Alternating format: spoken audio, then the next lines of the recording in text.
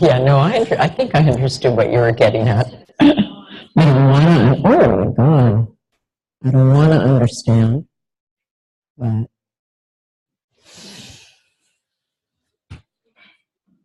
got marching orders. Why is that? How do you want me to record it, Karin?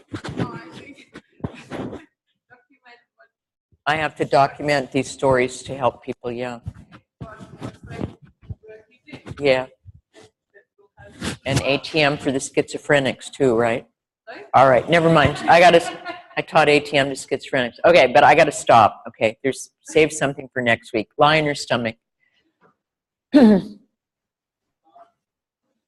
Anybody with a nervous system, we go after them, as Margaret said. Lean on your forearms and put your faces toward me and your bottoms toward the stairs, please. And lean on your forearms. And maybe we work on our adaptation to gravity. So would you be able to bring your head vertical in this position? Would that be easy or not so easy?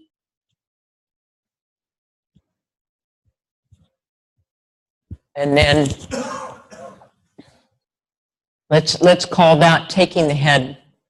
And we'll start, and then take the head forward.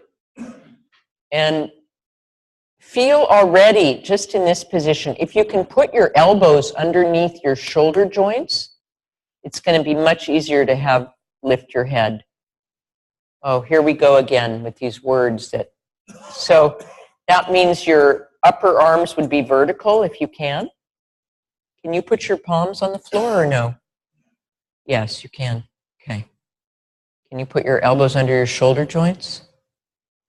No, I'm not speaking to you. Okay. So now drop your head forward and go gently. Take care of yourselves. Take your right ear toward your right shoulder and your right shoulder toward your right ear. And then drop your head. Do the first half of the circle in this position. And notice whether you took that instruction literally or right away you start looking for help in other parts. So as you take your right ear towards your right shoulder, what do you do with your pelvis, with your shoulder? Go slow. Keep on reducing the effort if you can in this effortful situation. And then the left shoulder, left ear toward the left shoulder. And you can do anything you want with your legs, almost anything you want. If you do something that you can't do, I'll say, no, not that.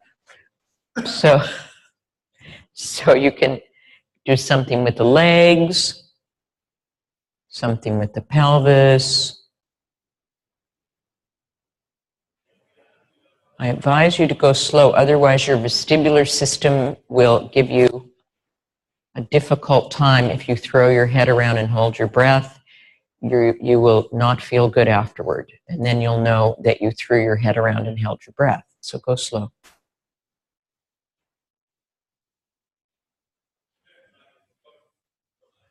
Shift the weight. How do you shift the weight in this situation? And then, okay, put the head down on the floor, rest a minute.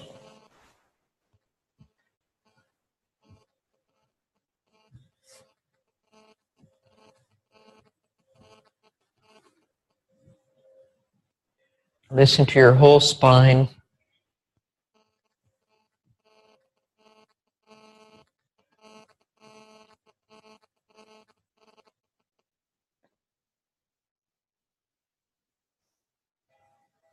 Now, lean on your forearms and this time see what it would be like to take the backward part of the circle. And in this position, of course, it's whatever gravity is not going to be helping you on the backward part. You have to lift against the downward force of gravity. So just take it easy and feel, how would you take the head back? And for this, for sure, you need the help of your chest and your and the spine in between the shoulder blades, both shoulders. Yeah, you can do a whole circle. I think that's an intelligent thing at this point, to do a whole circle.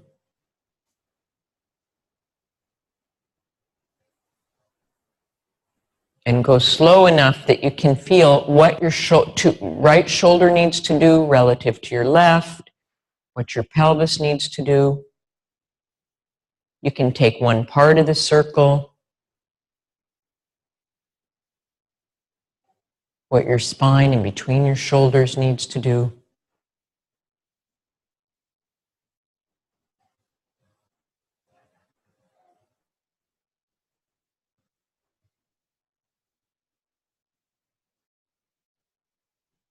See if you can really let the head go when you take it forward through the middle, get a little rest.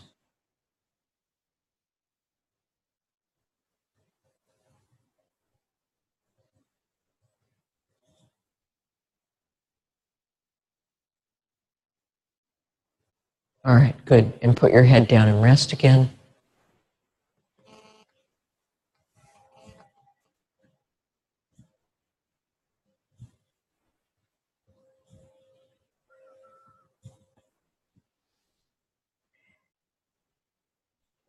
So maybe just sit up for a few seconds.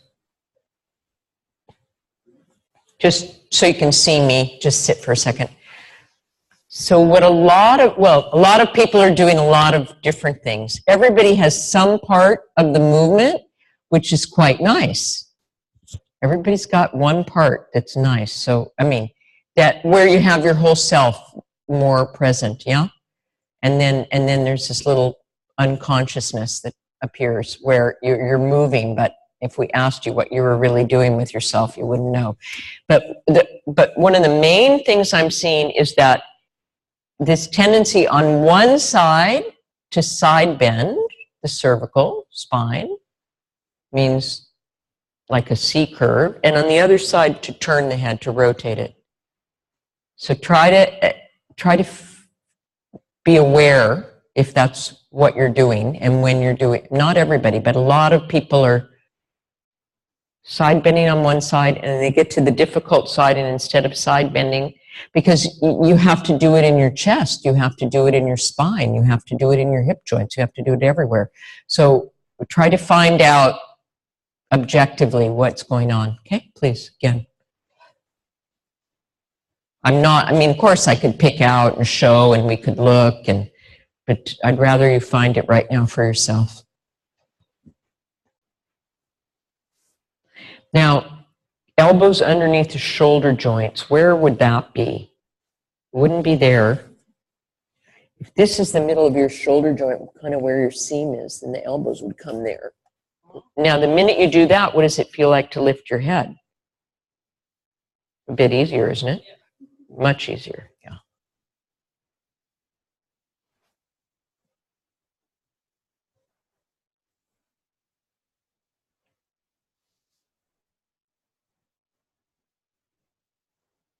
And again, in which points can you feel that the heavy parts carry the light parts? Heavy parts means the pelvis, your chest.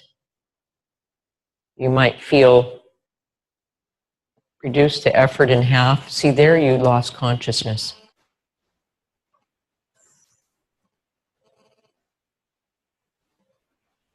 I don't want to be a consciousness police, but you do more side bending there. There, you go faster and you don't do it.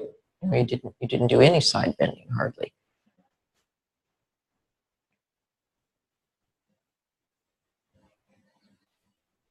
One knee might bend a little to the outside, or the other knee could bend a little to the outside. Would that help?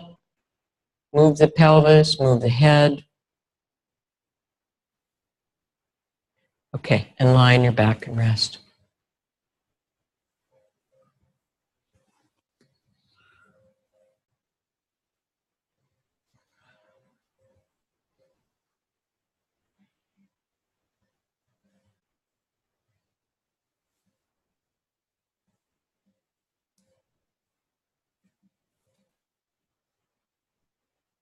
Roll your head right and left and feel that down through your spine.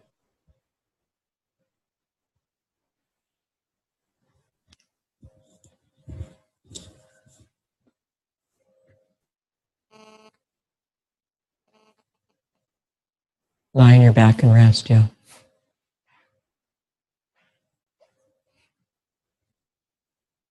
How does your spine feel?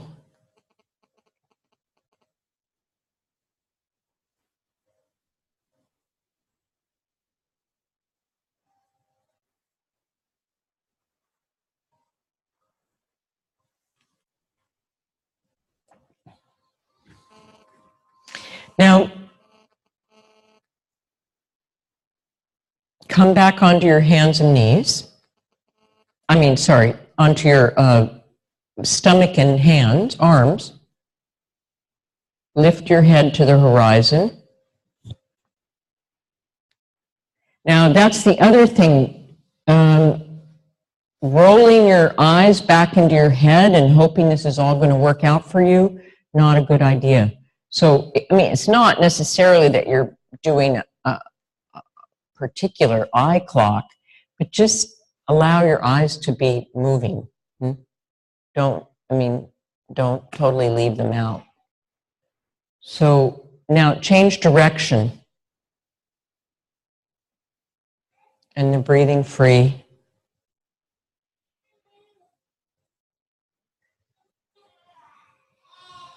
The baby has been so good. Yeah. Very nice, baby.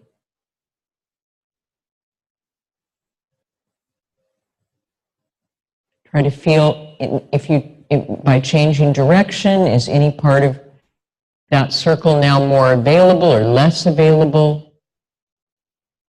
Side bending. It's a mystery.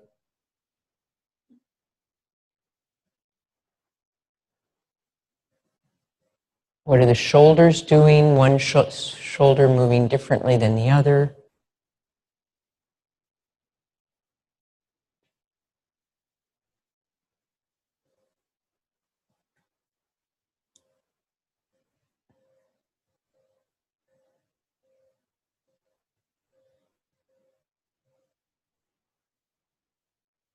Good. And then just rest on your stomach again.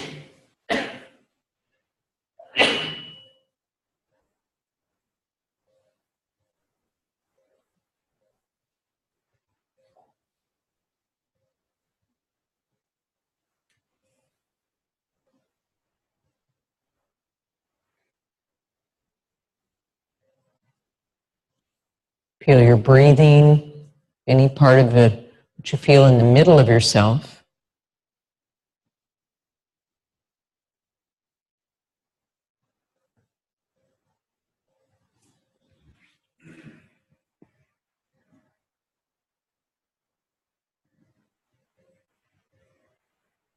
Now, come sit up and sit up and put the soles of your feet together. And now lean on your forearms from behind. So now it's kind of a mirror image. Well, not a mirror image, but your upper arms are vertical, your elbows are on the floor if you can. Right angle, right angle.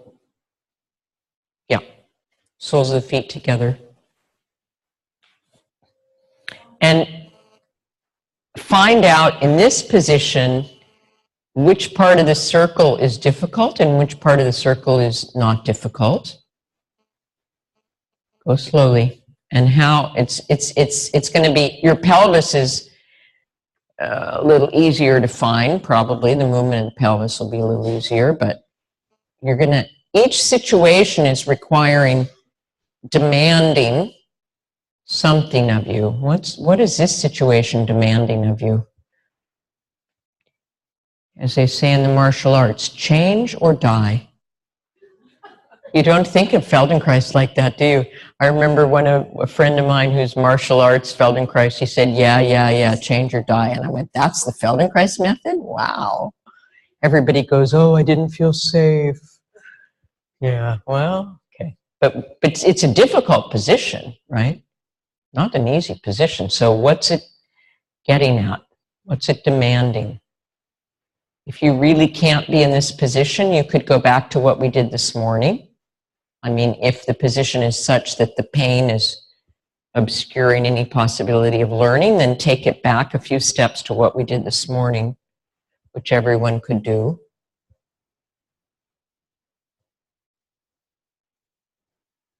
Feel what has to happen in your breastbone, that elusive part of the spine in between your shoulder blades.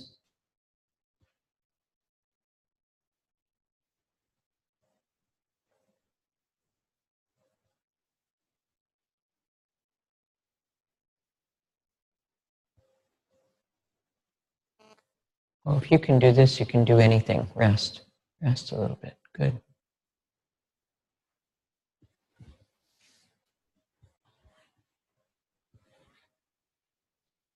So please, I think I'm giving a lot of rest, but please, if you need more, just self-regulate your way through.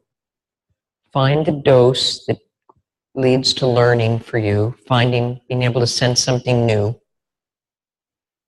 Or if you want more time, that's also fine.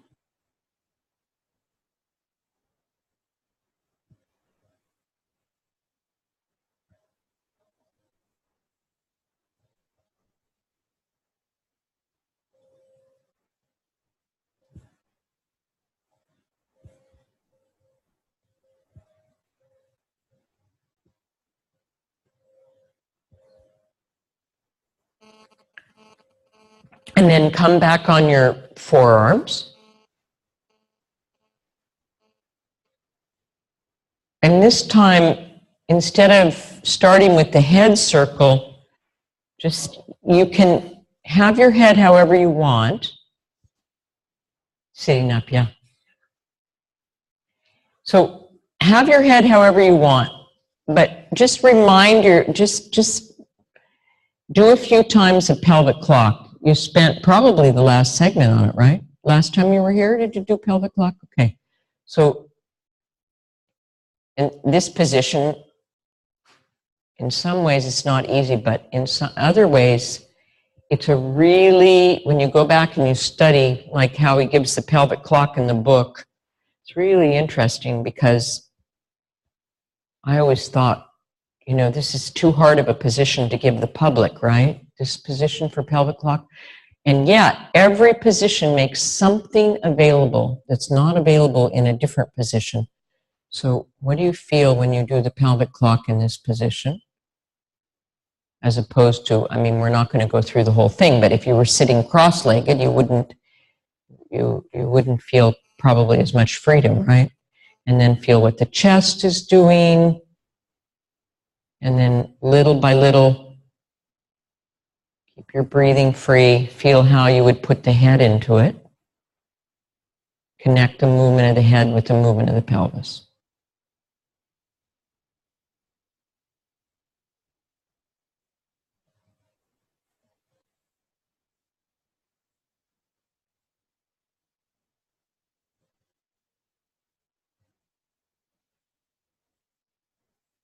How do you shift the weight?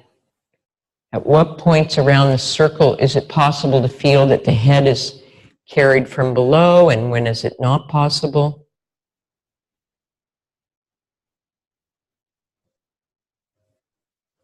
Rest again.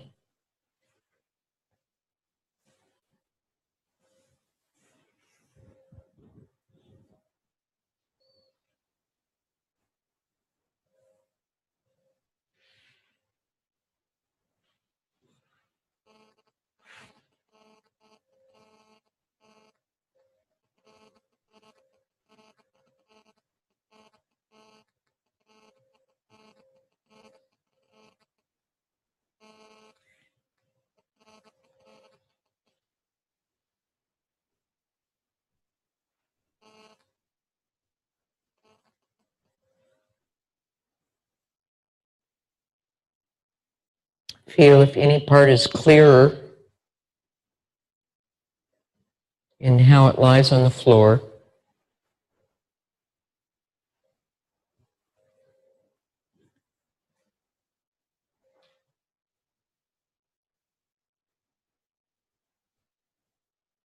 Come up and lean on your forearms again in sitting with the soles of your feet together.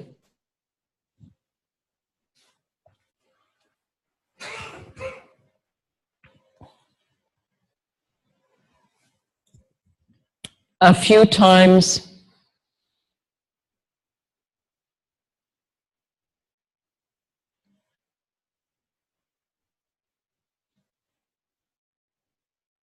change direction.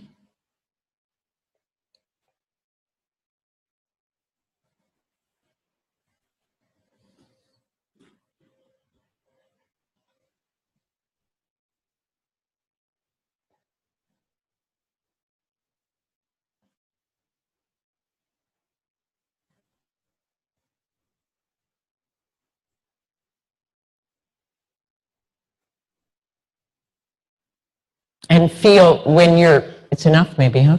It's okay. So, sometimes we say, take your winnings and go home, huh? Okay. Speaking to one person, nobody else won, so you don't get to go home yet. All right. So when your head is to the right, are you shifting your weight to the right or the left side of your pelvis?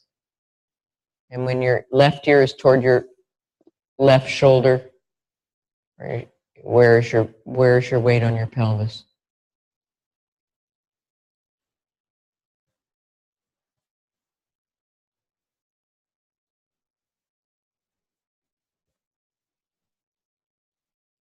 All right, maybe come back to sit up now for a moment. It's just interesting. It's like it comes together and then the next moment it goes away again and it comes together and it's like the white unicorn or something. Ah. So let's go back to where we were this morning. Lean on your hands and put the soles of your feet together. And do it a few times in this position, which I think you would agree now seems like the easiest of the three. After doing something difficult, let's see if the other difficult thing got easier.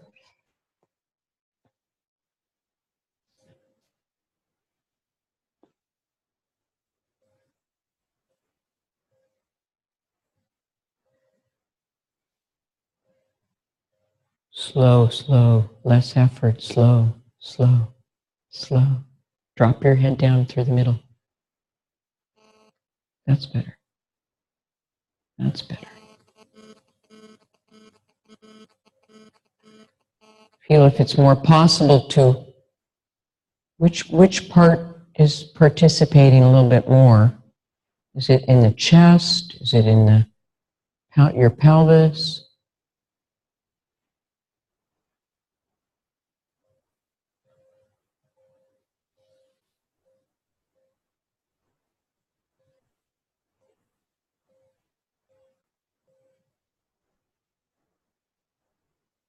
Sit up, take the weight off your hands for a minute.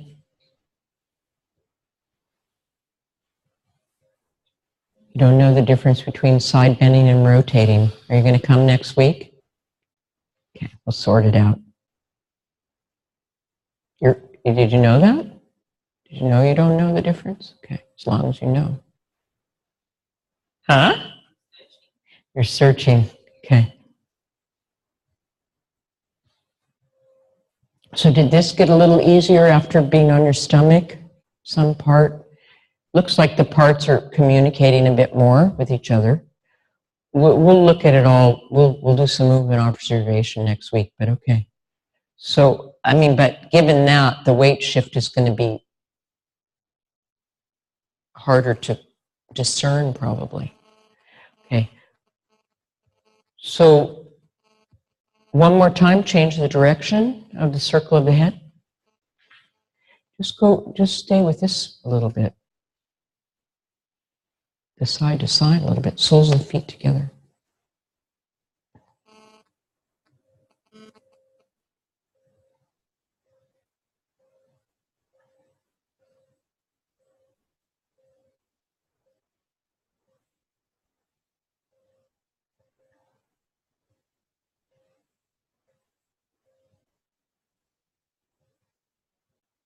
Or you can take, if the whole circle's too much, you can take some part of it.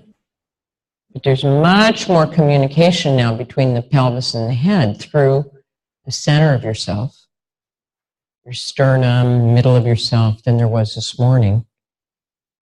And that dictates, in a way, the timing of the movement, because then you go at such a tempo that you can include that. Or maybe it's just more possible to include more of your entire self now. And we have that little maxim that once the entire self is there, it becomes more aesthetically pleasing.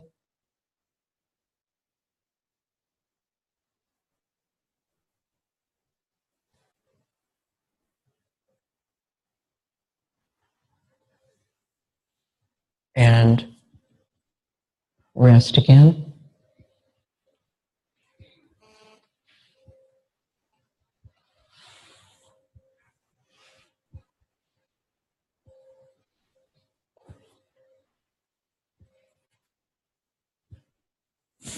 Roll your head right and left.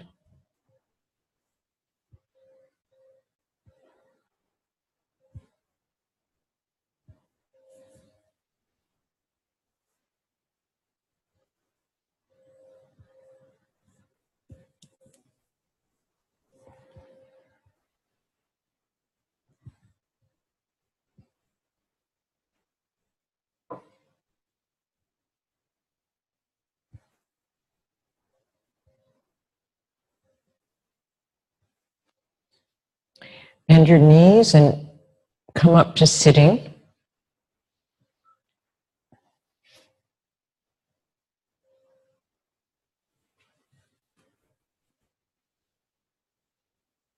And stand up. Just a little dose for this afternoon. We'll work with it more next week. But you came a long way from where we started. So I guess you're very clever. Walk around.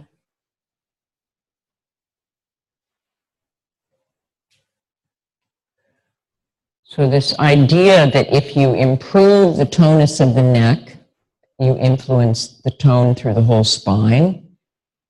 And again, the adaptation of being upright, the spatial function, all these different things I talked about earlier. But Moshe, I think he just says, do you feel light? You feel lighter? How'd you go, VB? Pretty good. Well, that's better than having it be a complete washout. All right, so I just before we take a break, I'm going to disappear now for the week and hopefully see you Monday, and Julie will be here. And I just wanted to say before I disappear that I said something about, I obviously have a commitment to this whole world of new people becoming Feldenkrais practitioners, and we all do. And, Jenny does too, and she's going to do this professional development thing with you now. And it's something that she came up with years ago already because it was missing from trainings. And she felt it was really important. So the idea that you have it in year 1, 2, 3, and 4 is just fabulous. Nowhere else in the whole world. You have to come to Australia to have this, okay? So she thanked me today, so I'll thank her back. Anyway, so have a cup of tea, and then Jenny will work with you on the development of this self-image, because the other part of it, and I've seen this in my groups a lot, is there's two parts. There's your learning experience and what you know, and then there's your ability to have a self-image around going out in the world and sharing it. And they don't link up sometimes. You have these great brain, nervous system, sensitive beings who then manage to not go out in the world and share what they know. It's frustrating to see, but that's not going to happen because Jenny is onto you. So you're going to get that part of your self-image included in the whole thing. So have fun, and I'll see you on Monday. Thank you.